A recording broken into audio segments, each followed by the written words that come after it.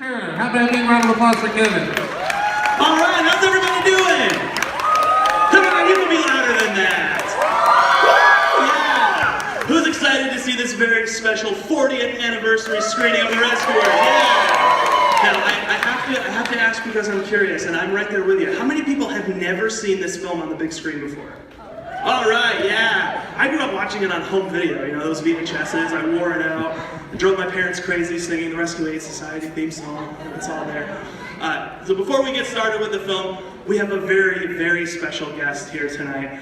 We have a composer, a musician, a lyricist, musician extraordinaire, and 10-time major music award nominee. Ladies and gentlemen, Carol Connors.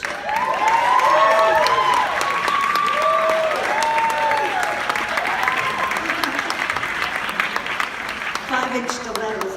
So Carol, thank you very much for being here with us tonight. I love it. I love it. I know 40 years of The Rescuers, that's pretty impressive, isn't it? I remember when Wooly Reitherman told me how long it would be when the film was going to be ready to come out. And I said, well, Wooly, he was the producer and director of the film. I said, when is the film going to be released? And he said, in 4 years. And I said, I'm going to be old.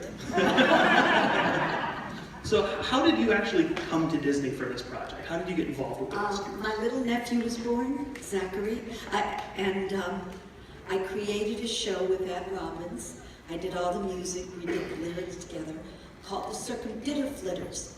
The Circumditter Flitters. And we got to take it to Disney. They didn't buy it. But I remember sitting at a piano with all these executives and plunking out the melody and the lyrics. But Wooly Wolfgang Reitherman saw something in me and my music. And he asked me to come in. And that's how it all started. Yeah, sure, go ahead. So, you know, what were some of the first notes or melodies that you came up with for this project? Well, the first thing that I got to see the storyboard. In fact, I think the gentleman that I was just talking to actually did the storyboard. Bernie Mattinson, he's here somewhere. Yeah. And there was a scene where it was a storyboard, so it hadn't been animated. And the albatross had Bernard and Bianca in the little sardine can, and they were taking off to go save Penny.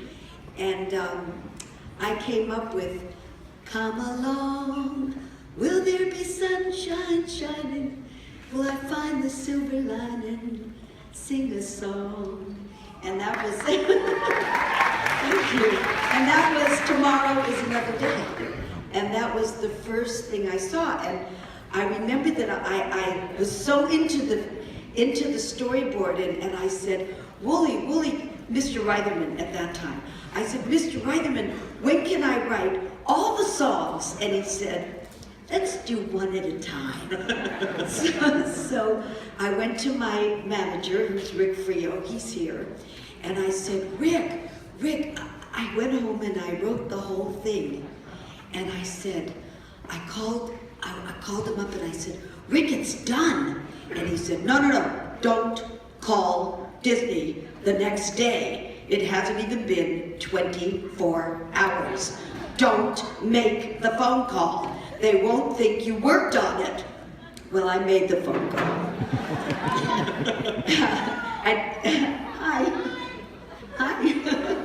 Hi. And I ended up bringing it in, and Wooly then let me write Rescue Aids, R-E-S. And I sang on that one.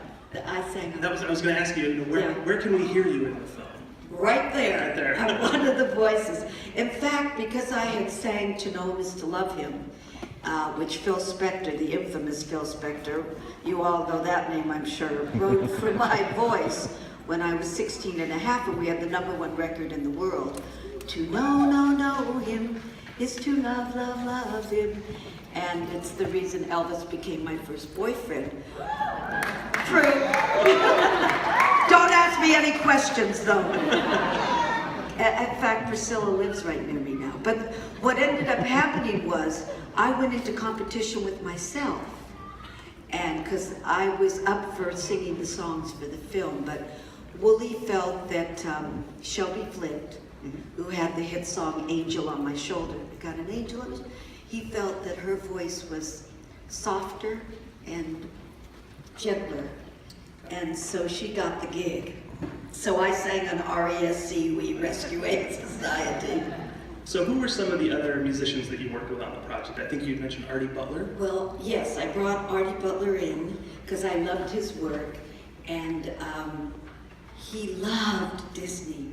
Like, I mean, I grew up on Disney, on Snow White and Cinderella and Bambi, and so I asked Artie to come in, and he had a meeting with Wooly, and then he went up to meet Ron Miller, who was then president of Disney, and Ron Miller said to Artie, well, do you think that Carol's music will stand the test of time? And it's 40 years. And Artie said, Mr. Miller, do you think the Sistine Chapel needs a new coat of paint? Those were his exact words. And he got the gig, and he wrote all the arrangements. You know, Disney has always, I think, really been known for its spectacular music. So what was it like for you to hear your music played by an orchestra for the first time? As a lyricist, I was speechless. I remember being in the recording studio, and Eddie Medora came up to me. He worked at Disney, and he asked me that same question. And I said, I was crying. And I said, I can't even tell you, because we were doing The Journey, which is the overture, the beginning of the film. And I was awestruck to hear this magnificent orchestra. And when I first wrote the melody to The Journey, and when you're watching it, it's all gonna click. It was this itty bitty little melody. And I took it to Wooly, and he was so taken by it, he heard something by it, that he made, I think it was Frank Thomas, one of the lead animators, he made him go to Paradise Cove in his van for 24 hours. We cut a demo, and he painted the beginning of the entire sequence based on the music that I had written. And there are very few words in the beginning. It's who will rescue me? You know, that was about it. I'm lost at sea, blah, blah, blah, blah. But the melody, Wooly was so taken by that that's what he asked Frank to do. What was it like working with, what was it like working with Wooly? You know, he's one of Walt's 9 old men. He was a great influence on animation at the time.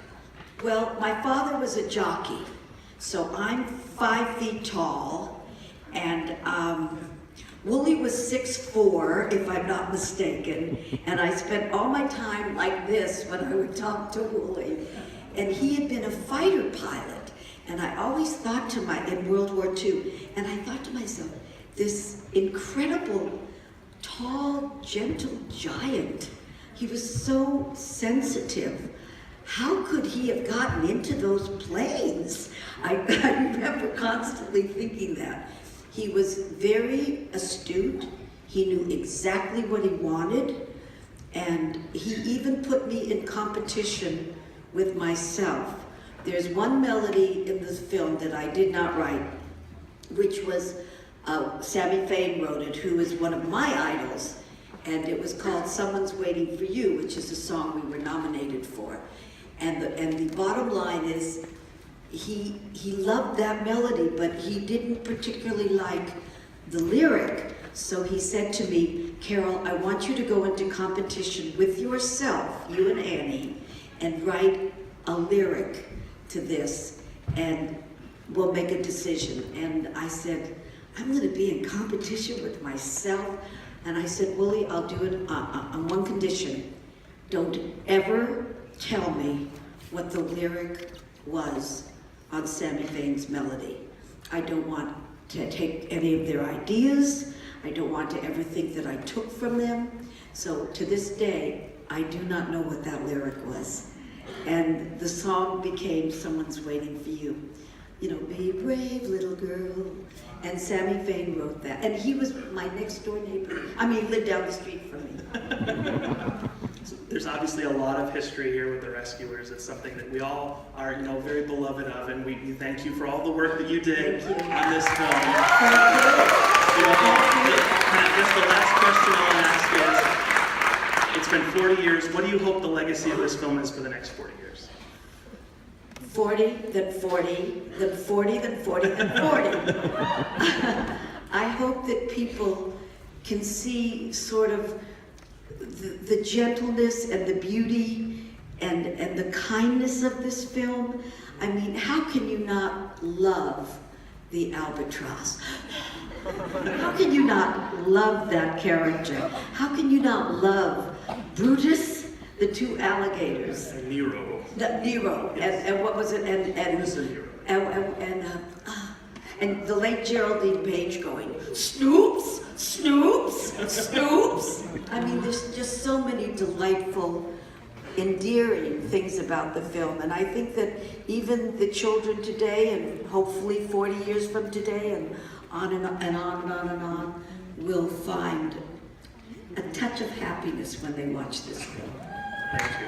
It's a beautiful legacy to It's a beautiful legacy to be able to reflect. We do have a couple other members of the Rescuers crew. I think Bernie Mattinson, story and entitlement extraordinaire, is out here. And animator Randy Cartwright is in the house, I believe, too. Is there anyone else from the cast or crew of the Rescuers in the house? If so, feel free to stand up. All right, well, let's give a round of applause for everybody that worked on this timeless classic. I hope you're all ready to sit back and relax and enjoy 76 minutes of the best animated adventure you're going to see this week. Thank you very much. Enjoy the film, and I hope you have a safe ride home. Bye.